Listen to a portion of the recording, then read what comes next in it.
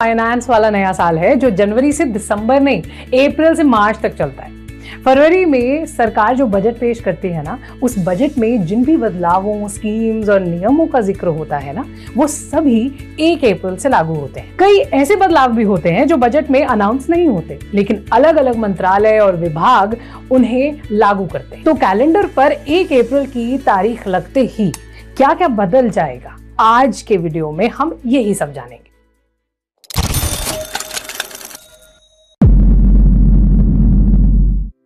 Hello, मेरा नाम है उपासना और आप देख रहे हैं जोश मनी। तो विदाउट फर्दर अडू चलिए जानते हैं कि क्या क्या बदल गया है।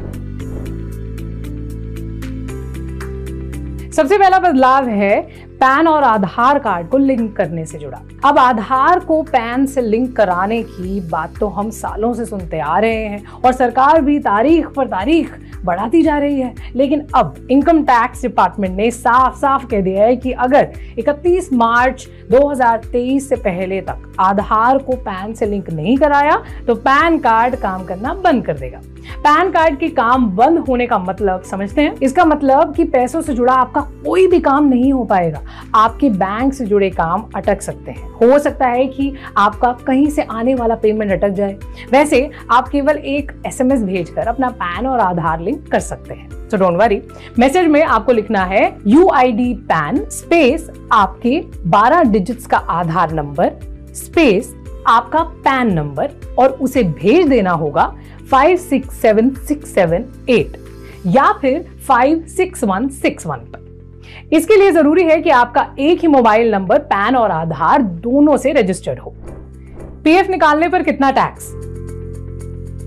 अगर आपका PF अकाउंट और पैन कार्ड आपस में लिंक्ड नहीं है और अगर आप PF अकाउंट खुलने के 5 साल पूरे होने से पहले अपना पैसा निकालते हैं तो आपको टैक्स देना पड़ता है। अब तक ये टैक्स 30% तक लगता था, हालांकि 1 अप्रैल से इसे घटाकर 20% कर दिया गया है। वैसे अगर आपका PF अकाउंट आपके पैन से लिंक्ड है तो ये टैक्स घटकर 0 हो जाएगा। पर ये टैक्स देना ही क्यों?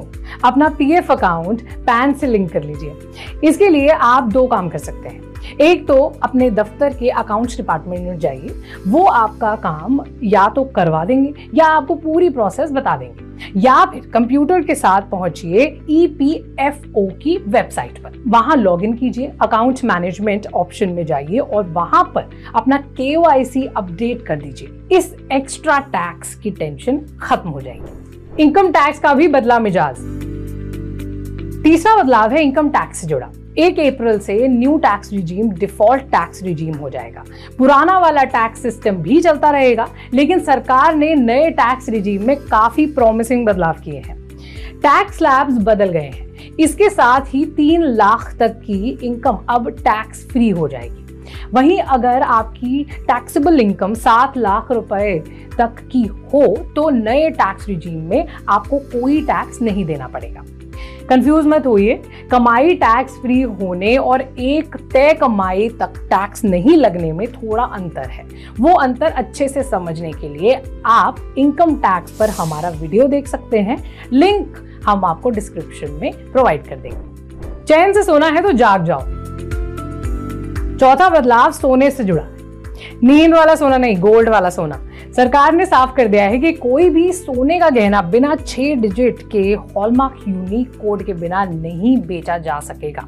अब देखिए, हॉलमार्क यूनिक कोड इस बात की पहचान होती है कि आपका सोना असली है। अब देखिए, सोना ना एक करेंसी की तरह होता है। कभी भी पैसे की जरूरत पड़ने पर आप अपने घर में रखा सोना बेच सकते हैं और उसके बदले पैसे कमा सकते हैं।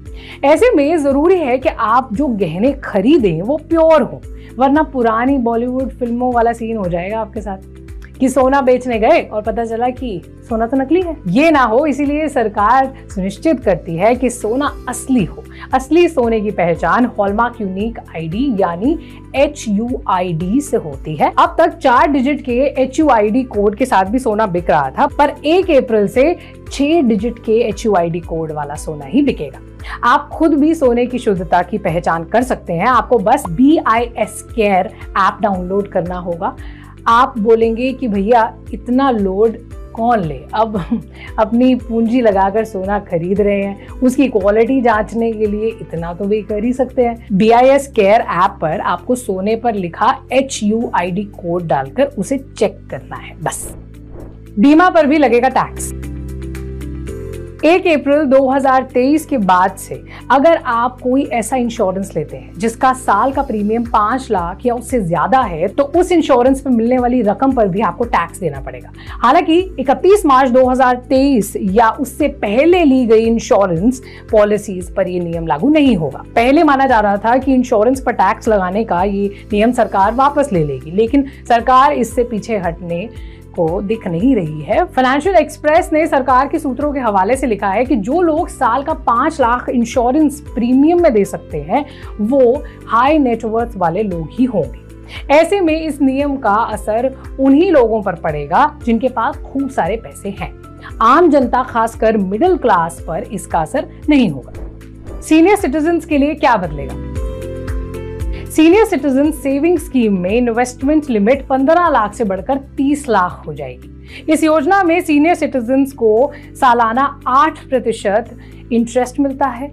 ये इंटरेस्ट हर 3 महीने पे किया जाता है। इसके साथ ही इस स्कीम में इन्वेस्ट करने पे सीनियर सिटीजन्स को टैक्स में 1.5 लाख तक की छूट मिलती है। पुराने टैक्स रिजीम के हिसाब से इस स्कीम को प्रधानमंत्री वय वंदन योजना यानी PMVVY से बेहतर माना जाता है।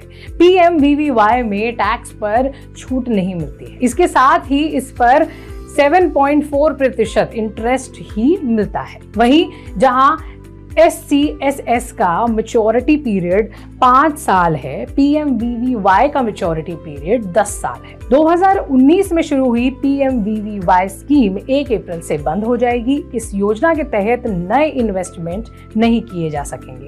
हालांकि जिन सीनियर सिटीजन्स ने पहले स्कीम में इन्वेस्ट किया है उन्हें उनकी स्कीम में मैच्योर होने तक का इसका फायदा मिलेगा। पेंशन लेना है तो ये डॉक्यूमेंट्स जमा करो। Pension fund regulatory and development authority यानी PFRDA ने पेंशन की रकम निकालने से जुड़े नियमों में बदलाव किया है। ये नियम भी 1 अप्रैल से लागू होंगे।